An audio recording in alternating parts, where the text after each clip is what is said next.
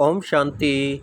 आइए अब सुनते हैं 24 सितंबर 2021 की साकार मुरली के मधुर महावाक्य। कुछ देर मीठे मीठे बाबा की याद में बैठेंगे।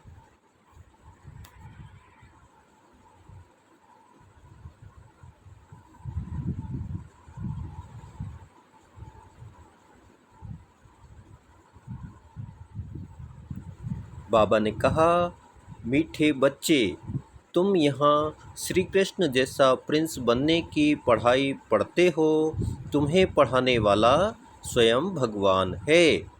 मीठे बच्चे, तुम यहाँ श्री कृष्ण जैसा प्रिंस बनने की पढ़ाई पढ़ते हो। तुम्हें पढ़ाने वाला स्वयं भगवान है। प्रश्न है, बाबा जब भगवान वाच शब्द बोलते हैं तो कई बच्चे भी मूंझ जाते हैं, क्यों? उत्तर है, क्योंकि भगवान तो गुप्त है। वह समझते हैं शायद इस दादा ने भगवान वाच बोला है, परंतु निराकार भगवान को बोलने के लिए जरूर मुख चाहिए ना। बाबा कहते, यह वंडरफुल समझने की बात है कि मैं कैसे इनमें प्रवेश कर तुम्हें पढ़ाता हूँ। ओम शांति। भगवान वाच, भगवान क्या कहते हैं? यह भगवान वाच किसने कहा? देखने में तो कोई आता नहीं। मनुष्य को भगवान नहीं कहा जाता। कोई समझेंगे कि बोलने वाले ही कहते हैं भगवान वाच, लेकिन निराकार भगवान बोल रहे हैं। यह सिर्फ तुम ही जानते हो। यह कौन बैठा है, भगवान कहाँ है, यह नई बात है ना। इसलिए मनुष्य मूंझ जाते हैं, लेकिन भगवान वाच है जरूर। कहते हैं कि मैं बच्चों को राजयोग सिखा रहा हूँ। नर से नारायण अथवा कृष्ण, नारी को लक्ष्मी अथवा राधे बनाने के लिए योग और ज्ञान सिखाता हूँ। इनसे और क्या चाहिए? बाबा कहते, मैं नर से नारायण अथवा कृष्ण, नारी को लक्ष्मी अथवा राधे बनाने के लिए योग और ज्ञान सिखाता हूँ। इनसे और क्या चाहिए? तुमको हम राजाओं का राजा, प्रिंस का प्रिंस बनाता हूँ। प्रिंस प्रिंसेस भी तो मंदिर में जाते होंगे ना। विकारी प्रिंस, निर्विकारी प्रिंस श्री कृष्ण को नमन करते हैं, तो मैं तुमको प्रिंस का भी प्रिंस बनाता हूँ। विकारी प्रिंस अविकारी निर्विकारी श्री कृष्ण को नमन करते हैं, तो मैं तुमको प्रिंस का भी प्रिंस बनाता हूँ। श्री कृष्ण जैसे स्वर्ग का प्रिंस बनो। नॉलेज पढ़ने से ही तो बनेंगे ना। डॉक्टर व बैरिस्टर कहेंगे ना स्टूडेंट को कि मैं तुमको डॉक्टर व बैरिस्टर बनाता हूँ, परंतु पढ़ेंगे तब तो बनेंगे ना। बाबा कहते, बच्चे अच्छी रीति समझते हो कि राजयोग सिखलाने वाला एक ही भगवान है, न कि कृष्ण। राधे कृष्ण तो अलग अलग राजाई के बच्चे हैं। उन्हों की आपस में सगाई होती है, शादी के बाद नाम बदलता है। इसलिए चित्र में भी लक्ष्मी नारायण के नीचे राधे कृष्ण को दिखाया है। अब आप अच्छी रीति समझाते हैं कि यह ब्रह्मा भी नंबर 1 भगत था। पिछाड़ी में नारायण की पूजा करते थे, कृष्ण की भक्ति की व नारायण की भक्ति की। एक ही बात है, कृष्ण ही बड़ा होकर नारायण बनता है। अब तुमको नर से नारायण बनने के लिए राजयोग सिखला रहे हैं। अब तुम्हारे 84 जन्म पूरे हुए, अब इनके आत्मा भी पढ़ रही है, फिर भविष्य में श्री कृष्ण बनती है। बाप कहते हैं, बच्चों तुम ज्ञान चिता पर बैठ गोरे बनते हो, फिर काम चिता पर बैठ सांवरे बन गए हो। यह है कंसपुरी। मैं तुमको कृष्णपुरी ले जाने के लिए आया हूँ। श्री कृष्ण ही सर्वगुण संपन्न 16 कला संपूर्ण है। यहाँ कोई में सर्वगुण है नहीं। मैं आया हूँ बच्चों को सर्व संपूर्ण निर्विकारी बनना है योग बल से। बाहुबल है हिंसक लड़ाई जो तीर कमान से होती थी। फिर बंदूकों तलवारों से हुई, अब तो होती है बॉम्ब्स से। खुद कहते हैं हम ऐसे बॉम्ब्स बनाते हैं जो घर बैठे सब खत्म हो जाएंगे। फिर मिलिट्री क्या करेगी? बाप कहते हैं मीठे मीठे बच्चों, यह पाठशाला है। मैं तुमको प्रिंस श्री कृष्ण जैसा बनाता हूँ। जो फर्स्ट प्रिंस सतयुग का था वह अब 84 जन्म लेकर कलयुग में बैगर बना है। भारत में ही उनका राज्य था, फिर पुनर्जन्म लेना पड़े ना। कृष्ण को भगवान कहते तो भगवान फिर पुनर्जन्म में कैसे आएगा? भगवान तो निराकार है, वह है ही एक रचयिता, बाकी सब है रचना। तब तो कहते हैं कि हम आत्माएं सब भाई भाई हैं।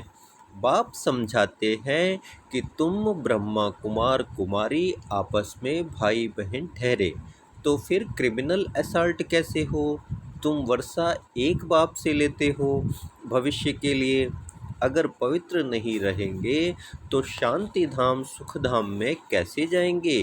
पुकारते भी हैं हम पतित बन गए हैं, पावन बनाने आओ। तो बाप कहते हैं मुझे याद करो, यह तुम्हारा अंतिम जन्म है। तुम सब आत्माएं अब वापस वानप्रस्थ में जा सकती हो, इसलिए वानप्रस्थी हो। बाबा क्या कहते? मुझे याद करो, यह तुम्हारा अंतिम जन्म है। तुम सब आत्माएं अब वापस वानप्रस्थ में जा सकती हो, इसलिए वानप्रस्थी हो। ऐसा कोई गुरु रास्ता बता न सके, यह ज्ञान है ही एक बाप के पास, वही पतित पावन निराकार है। बाप कहते हैं कि मुझे याद करो, थोड़े टाइम के लिए मैंने इस तन का लोन लिया है। शरीर बिगर आत्मा कैसे बोल सकेगी? भगवान वाच है कि मैं बूढ़े साधारण तन में प्रवेश कर तुम बच्चों को पढ़ाता हूँ। मैं गर्भ में नहीं आता हूँ, गर्भ में आने वाले को तो पुनर्जन्म में आना पड़े।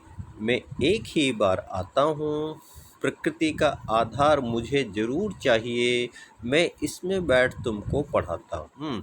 यह तो पहले अपना जवाहरात का धंधा करता था, कोई गुरु ने नहीं सिखाया, अचानक ही बाप ने प्रवेश किया। करण करावनहार होने कारण इससे कर्तव्य कराते रहते हैं, यह भी सीखता जाता है। तुम भी साथ में सीखते जाते हो। बोलते हैं तुमको, परंतु सुनता पहले मैं हूँ। भगवान बोलते हैं तुमको, परंतु सुनता पहले मैं हूँ। पढ़ाने तुम बच्चों को आता हूँ, परंतु इनकी आत्मा भी पढ़ती रहती है। बच्चों को राजयोग सिखलाने आया हूँ, ऐसा कभी कोई पढ़ाते नहीं है। यह है पावन बनने की बात, यह संगम युग है ही पुरुषोत्तम बनने का। पुरुषोत्तम श्री कृष्ण था, स्वयंवर के बाद उनकी डिग्री कुछ कम हो जाती है, इसलिए श्री कृष्ण की महिमा बहुत है। नाम ही है श्री कृष्णपुरी, इनको कहा जाता है कंसपुरी। बाकी कहानी बनाई है कृष्ण और कंस की। बच्चों को समझाया है कि परिपक्व अवस्था होने से भक्ति आपे ही छूट जाएगी। तुम कभी कोई को ऐसा नहीं कहना कि भक्ति न करो, उनको ज्ञान देना है। बाप तुमको ज्ञान दे, स्वर्ग का प्रिंस बनाने आए हैं। कृष्ण भी स्वर्ग का मालिक था, अब नहीं है, फिर से वह भी राजयोग द्वारा बन रहे हैं। तुमको भी पुरुषार्थ कर बाप को याद करना है। हेवन की स्थापना करने वाला है हेवनली गॉड फादर, वही आकर नई सृष्टि रचते हैं। वह करेगा तब जब कलयुग पूरा होगा, सतयुग त्रेता में नहीं आते। कहते हैं मैं कल्प कल्प संगम युगे आता हूँ, उन्होंने कल्प अक्षर निकाल सिर्फ युगे युगे लिख दिया है। तो भी 4 युग हैं, 5वां है यह संगम युग। अच्छा, फिर तो 5 अवतार मानो, परंतु इतने कच्छ मच्छ परशुराम अवतार होते हैं क्या? यह सभी हैं शास्त्रों की बातें। धर्म का नाम और भारत का नाम ही बदली कर दिया है। हिंदू धर्म और हिंदुस्तान कह देते हैं, भारत नाम क्यों बदलना चाहिए? यदा यदा ही धर्मस्य ग्लानिर्भवतु भारत, तो उसमें भी भारत का अक्षर आता है। बाप समझाते हैं, तुमने कोई एक जन्म थोड़ी ही भक्ति की है, द्वापर से की है। भक्ति भी पहले अव्यभिचारी थी, सिर्फ शिव की भक्ति करते थे, जिस शिव बाबा ने ही भारत को स्वर्ग बनाया था और अब फिर स्वर्ग का मालिक बनाने आए हैं। तो पतित शरीर में बैठ बताते हैं कि मैं आता ही हूँ पतित शरीर में, पतित दुनिया में पतितों को पावन बनाने। भक्ति मार्ग में तो फिर भी मेरे लिए बड़ा भारी मंदिर बनाते हैं। कितनी क्लियर बात है। इनमें बाबा की प्रवेशता हुई और गीता आदि पढ़ना छोड़ दिया, भक्ति छूट गई। अनायास ही तो छोड़ा, तुमको कोई ने कहा नहीं कि भक्ति नहीं करो। अब तुम बच्चों को बाबा समझाते हैं कि फिर से मैं तुमको कृष्णपुरी का मालिक बनाता हूँ। कृष्ण की फिर 8 डिनाइस्टी चलती है। पहले कहेंगे प्रिंस ऑफ सतयुग, फिर बनता है किंग ऑफ सतयुग।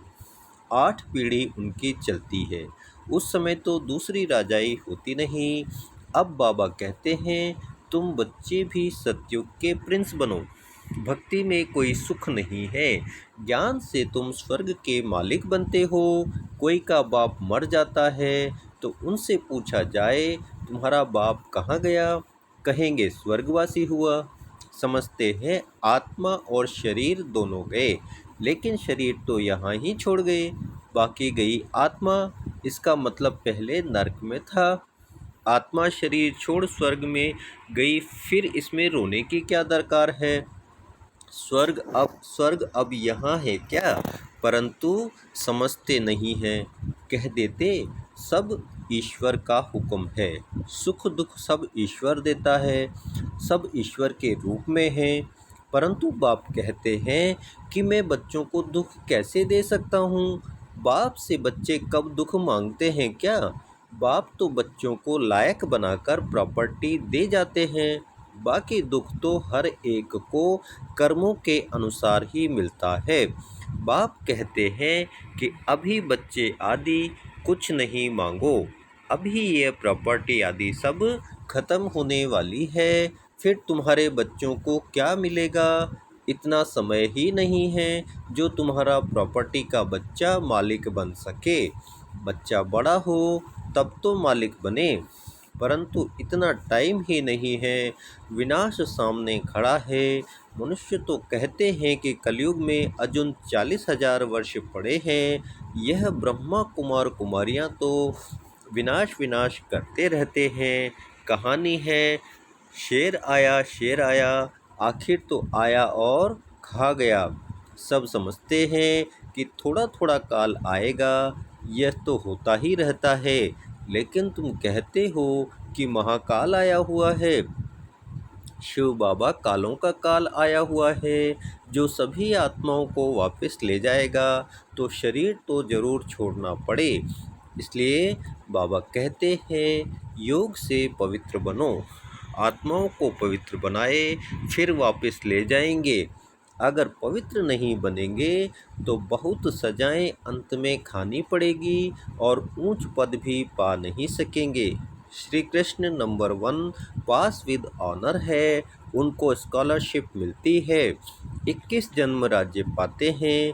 कितना सहज समझाते हैं, बुद्धि में बैठता भी है, फिर गुम हो जाता है। किसको भी भक्ति छुड़ानी नहीं है। बाप आए हैं भक्तों को भक्ति का फल देने। कहते हैं मैं कल्प पहले मिसल फिर उसी साधारण तन में आया हूँ, कल्प कल्प आकर तुमको पढ़ाता हूँ। यह है ऊंच से ऊंच पढ़ाई।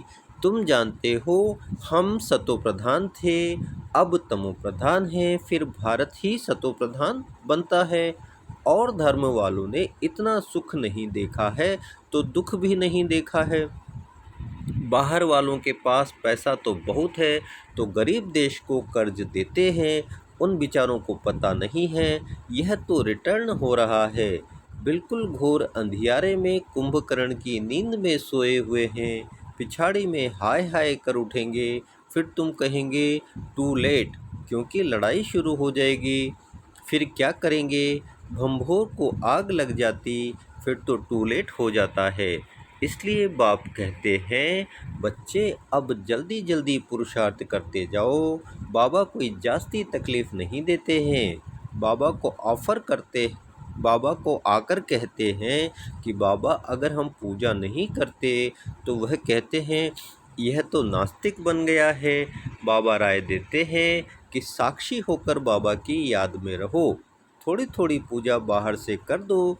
एक होता है दिल से करना, दूसरा होता है राजी करने के लिए करना। अंदर में तुमको शिव बाबा को याद करना है। अगर कोई तंग करते हैं तो पूजा कर दिखाओ तो वह खुश हो जाएंगे। यह कोई पाप का काम नहीं है। बाबा तो बहुतों को कहते हैं शादी आदि पर भले जाओ, दोनों तरफ तोड़ निभाना है। वहाँ भी सुनाते सुनाते कोई न कोई को तीर लग जाएगा। युक्ति से चलना है। बाप का फरमान है कि अब पतित नहीं बनना है। पवित्र बनने से ही तुम कृष्णपुरी के मालिक बनेंगे।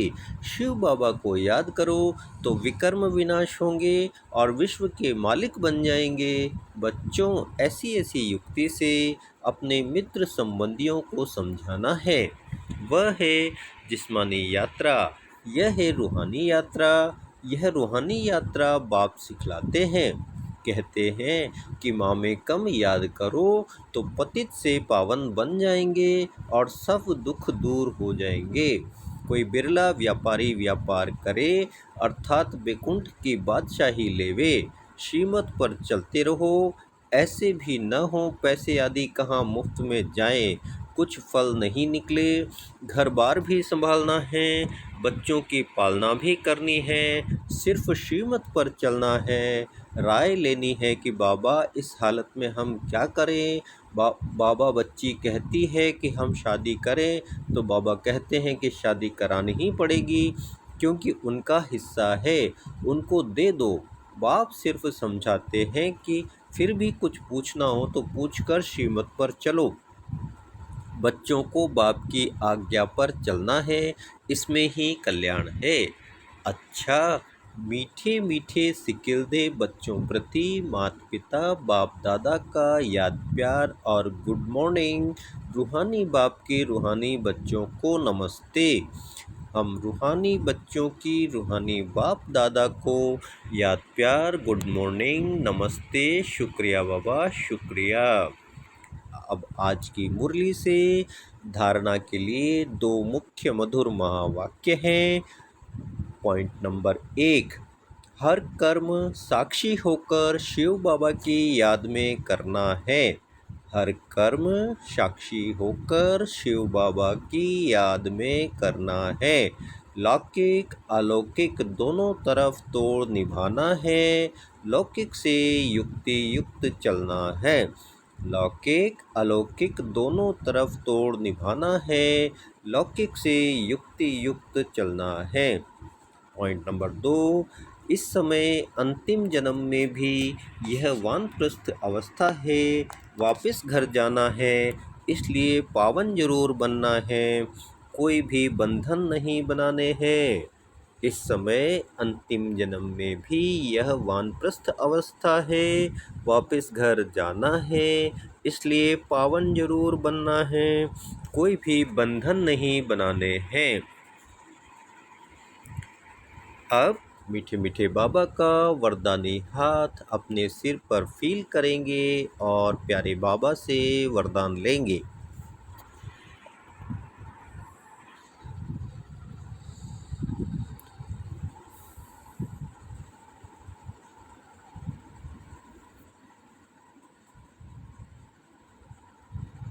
आज का वरदान है, पुराने संस्कारों व विघ्नों से मुक्ति प्राप्त करने वाले सदा शक्ति संपन्न भव। पुराने संस्कारों व विघ्नों से मुक्ति प्राप्त करने वाले सदा शक्ति संपन्न भव। किसी भी प्रकार के विघ्नों से, कमजोरियों से व पुराने संस्कारों से मुक्ति चाहते हो तो शक्ति धारण करो, अर्थात अलंकारी रूप होकर रहो। जो अलंकारों से सदा सजे सजाए रहते हैं वह भविष्य में विष्णुवंशी बनते हैं, लेकिन अभी वैष्णव बन जाते हैं। उन्हें कोई भी तमोगुणी संकल्प व संस्कार टच नहीं कर सकता। वे पुरानी दुनिया अथवा दुनिया की कोई भी वस्तु और व्यक्तियों से सहज ही किनारा कर लेते हैं। उन्हें कारणे अकारणे भी कोई टच नहीं कर सकता। आज का स्लोगन है, हर समय हर कर्म में बैलेंस रखना ही सर्व की ब्लेसिंग प्राप्त करने का साधन है। हर समय हर कर्म में बैलेंस रखना ही सर्व की ब्लेसिंग प्राप्त करने का साधन है। थैंक यू बाबा इन मधुर महावाक्यों के लिए। ओम शांति।